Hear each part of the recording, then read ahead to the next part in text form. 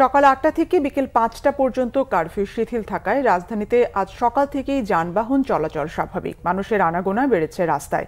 টার্মিনালগুলো থেকে ছেড়ে যাচ্ছে দূরপাল্লার বাস। এদিকে কোটা সংস্কারের দাবিতে আন্দোলন চলাকালে সহিংসতায় যারা নিহত হয়েছেন তাদের আত্মার মাগফিরাত ও আহতদের সুস্থতা কামনায় আজ বাদ জুমা মসজিদে মসজিদে দোয়া ও মোনাজাত করা হয়েছে।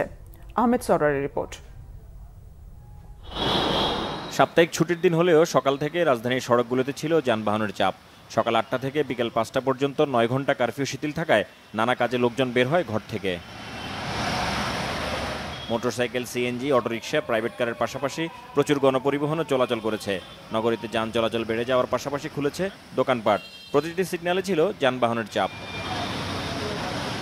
পরিস্থিতি অনেকটাই স্বাভাবিক হয়ে আসায় দূরপাল্লার বাসগুলো ছেড়ে যায় বিভিন্ন গন্তব্যে।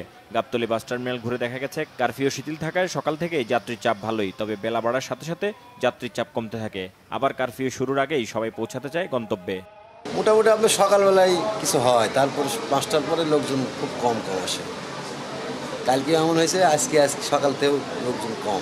তেমন কোনো সমস্যা নয়। আপনার মাঝে মাঝে রোডঘাট পুলিশ বক্স থেকে আটকা দেওয়া হয়, আবার যানজট সৃষ্টি হয়ে গেলে আবার ছেড়ে দেয়। গাড়ি খুব কম যায়, বাট লোকজন মোটামুটি ভালোই যাচ্ছে আর কি। সকালবেলা যে গাড়ি যাচ্ছে রাত্রে গাড়ি যায় না, রাতটা ৬টা-৭টার পরে আর গাড়ি যায় না। তো সকালবেলা 10টার দিকে খুব ভালোই লোকজন ভিড় জমায় আর কি। কারফিউর ভিতরে তো যায় না, এই 2 দিন একটু শীতলের ভিতরে গেছে, অসুবিধা হয় না। কারফিউ শিথিলের মধ্যেও সড়ক ও বিভিন্ন চেকপয়েন্টে সেনাবাহিনী ও আইনশৃঙ্খলা বাহিনী ছিল সতর্ক অবস্থানে। বিভিন্ন সরকারি স্থাপনার সামনে নিজেদের দায়িত্ব পালনে সদাব্যস্ত ছিল সেনাবাহিনী। শনিবারও সকাল ৮টা থেকে বিকাল ৫টা পর্যন্ত কারফিউ শিথিল থাকবে। আহমেদ সরোয়ার, বাংলা ভিশন, ঢাকা।